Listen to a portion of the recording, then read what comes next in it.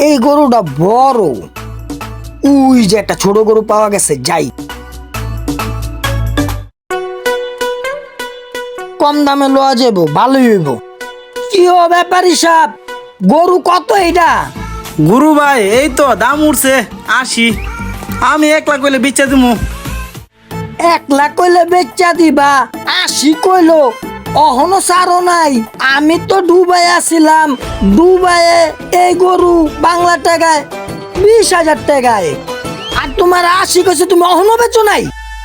ভাই আপনি যে আলাপ পারতেছেন না, এটা কিন্তু দুবাই না, এটা হইলো বাংলাদেশ।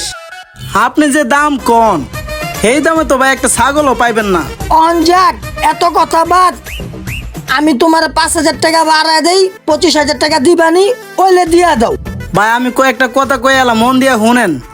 গরু দিলেও কুরবানি হইব, ছাগল দিলেও কুরবানি হইব, বুঝছেন?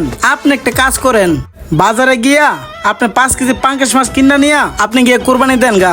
হাওয়া ফকিরনি কাস্টমার করতে যাইয়ে